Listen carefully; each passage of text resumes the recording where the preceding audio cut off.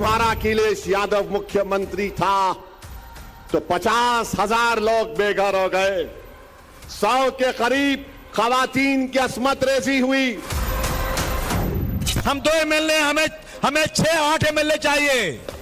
और जिस दिन अखिलेश भाई 8 एमएलए हो गए ना, किसी की मां ने दूध नहीं पिलाया मुसलमानों को साथ जाति करने की।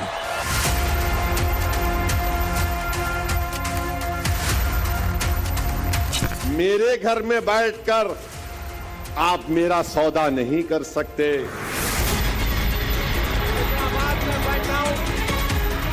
समाजवादी पार्टी के लोग औरंगाबाद के हमारे इस इत्तेहाद के दीवार को आज यहां पर आकर दीमक की तरह उस इत्तेहाद को तोड़ना चाहते हैं।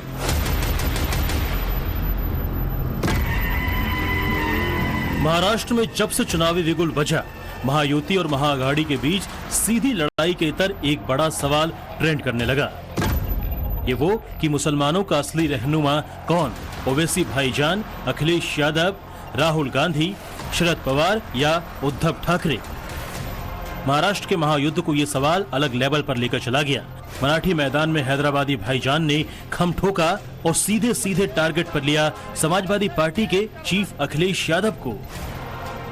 आज ये समाजवादी पार्टी के लोग औरंगाबाद के हमारे इस इत्तेहाद के दीवार को, इस किले को, इस महल को, जिसने आपने अपने खून पसीने से इसको तैयार किया, जिसको आपने अपनी कुर्बानियों पर खड़ा किया, जिसने आपने एक उम्मीद का महल तामीर किया सबके लिए, आज यहां पर आकर दीमक की तरह उस इत्तेहाद को तोड़ना चाहते हैं। जालिमों, तुम्हारा अखिलेश यादव मुख्यमंत्री था तो 50,000 लोग बेघर हो गए, 100 के करीब खवातीन की अस्मत रेजी हुई। आज भी 10 से 15 खवातीन का केस कोर्ट में चल रहा है। सवाल है कि महाराष्ट्र के महायुद्ध में ओवैसी और अखिलेश के बीच सीधा मुकाबला क्यों? ओवैसी भाईजान इतने एग्रेसिव क्यों हैं? मुसलमानों के साथ धोखे का सीधा सीधा आरोप अखिलेश यादव पर क्यों लगा रहे हैं? तो उसे समझिए। 15 अक्टूबर महाराष्ट्र चुनाव की तारीखों का ऐलान। 18 अक्टूबर मालेगांव में अखिलेश यादव की रैली और 19 अक्टूबर धुले में अखिलेश यादव की रैली। चुनाव तारीखों के ऐलान के ठीक 3 दिन बाद अखिलेश यादव एक्टिव मोड में आ गए और ओवैसी का गढ़ माने जाने वाले मालेगांव में एक बड़ी रैली कर दी। एमवीए के साथ गठबंधन में चुनाव लड़ रहे अखिलेश यादव के लिए तब सीटों का ऐलान भी नहीं किया गया था, लेकिन अखिलेश यादव मालेगांव में खराब मौसम और बारिश के बावजूद पब्लिक के बीच पहुंच गए और जिस अंदाज में उन्होंने अपनी पार्टी के लिए शंखनाद किया, बस यहीं से असदुद्दीन ओवैसी की टेंशन बढ़ गई। आप देखते हैं असेंबली में अबू आसिम आपके हक की लड़ाई लड़ता है कि नहीं लड़ता है? हम 2 एमएलए, हमें 6-8 एमएलए चाहिए। और जिस दिन अखिलेश भाई 8 एमएलए हो गए ना, किसी की मां ने दूध नहीं पिलाया मुसलमानों को साथ जाति करने की। ये मेरा वादा है, ये मेरा वादा है। मैं जान देकर भी इस कौम के लिए अपनी जान दे सकता हूँ, लेकिन झुक के किसी के सामने घुटने टेक नहीं सकता हूँ। हैदराबादी भाईजान अपने पार्टी का दायरा बढ़ाने में कोई कसर छोड़ना नहीं चाहते, फिर चाहे चुनाव कहीं का भी हो। ओवैसी अपने वोट बैंक को साधने की हर संभव कोशिश करते रहते हैं। हैदराबाद के बाद महाराष्ट्र को ही ओवैसी की राजनीतिक प्रयोगशाला माना जाता है। ऐसे में महाराष्ट्र के रण में अखिलेश के दमदार कदम से ओवैसी को खतरा महसूस होने लगा है, क्योंकि ओवैसी और अखिलेश दोनों की ही नजर मुस्लिम वोट बैंक पर है। महाराष्ट्र के चुनावी चौसर में अखिलेश यादव जिन मुस्लिम बहुल इलाकों मालेगांव और धुले से अपने चुनावी मिशन की शुरुआत की थी, वहां ओवैसी की पार्टी AIM की मजबूत पकड़ है।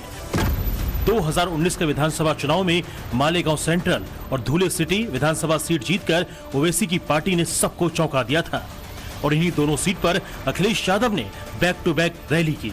18 अक्टूबर को भारी बारिश के बीच अखिलेश एंड कंपनी की मालेगांव में रैली और उसके अगले दिन यानी 19 अक्टूबर को धुले में जनसभा।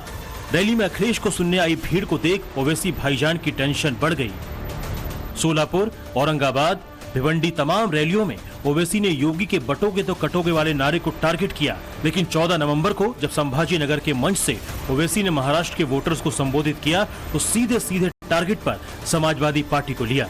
उन्होंने साफ साफ कहा कि ये लोग मेरे नाम पर हिंदू मुस्लिम का खेल करते हैं। इस दौरान ओवैसी ने अखिलेश के यूपी सीएम रहने के दौरान हुए मुजफ्फरनगर दंगे का भी जिक्र किया। कौन है ये समाजवादी पार्टी? ये समाजवादी पार्टी क्या है बताता हूं मैं आपको। 2013 में अखिलेश यादव उत्तर प्रदेश के चीफ मिनिस्टर थे और चीफ मिनिस्टर रहते हुए मुजफ्फरनगर का फसाद हुआ। 50,000 लोग बेघर हो गए। कितने? 50,000। 6 महीने तक 50,000 लोग कपड़ों के टेंटों में मैदानों में थे। कपड़ों के टेंटों में मैं देख चुका हूं। और वो अखिलेश यादव सैफाई एक जगह है, वहां पर बंबई से फिल्म स्टारों को बुलाकर अपने परिवार के साथ उनके नाच गाना को देखता था। और आज समाजवादी का अखिलेश हमारी तारीखी सरजमीन पर आकर हमारे इतिहाद को तोड़ना चाहता है। महाराष्ट्र की सियासत से किंग मेकर बनने की उम्मीद में ओवैसी भाईजान ने 16 सीटों पर अपने उम्मीदवार उतारे हैं। इनमें 12 सीटों पर मुस्लिम कैंडिडेट जबकि 4 सीटों पर दलित को टिकट दिया है। लेकिन ओवैसी की उम्मीद को सबसे बड़ा खतरा अखिलेश यादव की पार्टी से है। महाराष्ट्र की 8 सीटों पर समाजवादी पार्टी चुनाव लड़ रही है, जिसमें 6 पर उसके सामने AIM है। 6 में से 5 सीटों पर सपा और AIM ने मुस्लिम उम्मीदवारों को उतारा है। ऐसे में मुस्लिम वोट का बंटना तय माना जा रहा है और यही बात ओवैसी भाईजान को परेशान कर रही है। मेरे भाई, ये लोग औरंगाबाद को क्यों आ रहे हैं? इसीलिए आ रहे हैं कि इनको पूरे महाराष्ट्र में, पूरे कर्नाटका में, भारत में तेलंगाना के बाद अगर कहीं पर आपकी ताकत नजर आती है, कहीं पर तुम्हारा रोब और दबदबा नजर आता है, कहीं पर तुम्हारा सियासी शऊर नजर आता है, कहीं पर तुम्हारी मोहब्बतें नजर आती हैं, ये तमाम जालिम ताकतें, ये तमाम नफरत करने वाले आ रहे हैं। अखिलेश और ओवैसी दोनों मुस्लिम वोट के भरोसे अपनी सियासत करते हैं। इसलिए जब महाराष्ट्र की लड़ में दोनों कूदे तो रिश्तों में तलखी आ गई। ओवैसी यूपी में अपनी पार्टी का विस्तार कर रहे हैं तो अखिलेश को लगता है कि AIM उनके मुस्लिम वोटों में सेंधमारी कर रही है, जिसका बदला लेने के लिए उन्होंने महाराष्ट्र में ओवैसी के मुस्लिम वोट बैंक में सेंधमारी का प्लान सेट कर दिया। वैसे ओवैसी अक्सर आरोप लगाते रहे कि समाजवादी पार्टी मुसलमानों को सिर्फ वोट बैंक के लिए इस्तेमाल करती है। जब हिजाब निकाब का मामला आया तो कान में आवाज कमाना शुरू हुई, तो हमारे कान तो अच्छा सुन रहे। जब अखिलेश से पूछा गया कि मुस्लिम वोट, तो बोले सुनाई नहीं दे रहा। मगर मुख्यमंत्री बनने का ख्वाब मुस्लिम वोट और निकाब और हिजाब पर अखिलेश कह रहे नहीं सुनाई दिया। तो अखिलेश, जब तुम्हारी कानों में हमारी बात नहीं पहुंच रही है तो अब उत्तर प्रदेश और संभल की जनता मजलिस और ओवैसी को अपनी बात सुनाएगी। मैं सुन रहा हूं तुम लोगों को। यूपी से निकलकर बात महाराष्ट्र तक चली आई है। ओवैसी और अखिलेश के टारगेट पर सीधे मुस्लिम वोटर्स हैं। महाराष्ट्र में करीब 12% मुस्लिम आबादी है। मालेगांव विधानसभा सीट पर 60% के करीब मुस्लिम मतदाता हैं। 5 सीट पर 50% मुस्लिम वोटर्स हैं, जबकि 9 सीट पर 40% से ज्यादा मुस्लिम वोटर्स हैं। वहीं 15 सीटों पर मुस्लिम वोटर्स 30% हैं।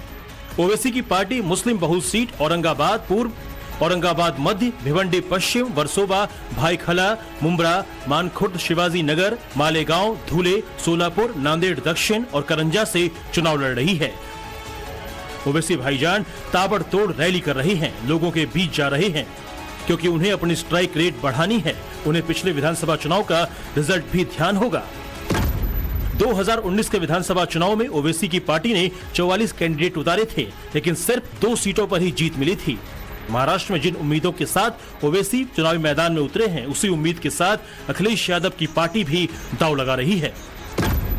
एसपी ने महाराष्ट्र में सबसे अच्छा प्रदर्शन 2009 में किया था, जब उसके खाते में 4 सीटें आई थी, लेकिन 2014 में ये संख्या घटकर 1 रह गई और 2019 में पार्टी के 2 विधायक ही चुनाव जीत सके।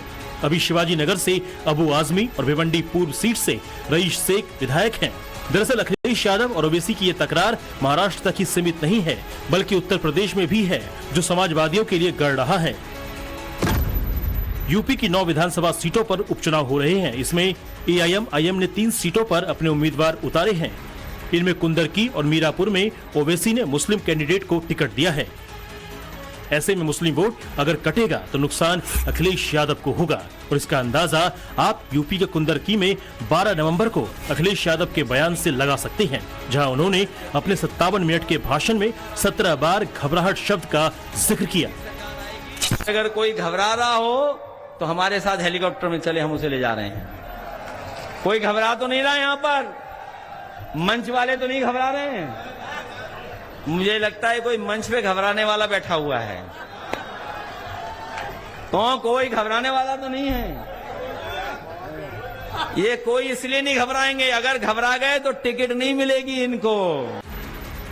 बहरहाल ओवैसी भाईजान और अखिलेश यादव दोनों ही अपने पूरे दमखम के साथ चुनावी मैदान में हैं, चाहे वो महाराष्ट्र हो या फिर यूपी का उपचुनाव। और दोनों में कंपटीशन इस बात की है कि मुसलमानों का असली रहनुमा कौन है। ऐसे में ये देखना दिलचस्प होगा कि मुस्लिम वोटर्स किसके साथ जाते हैं।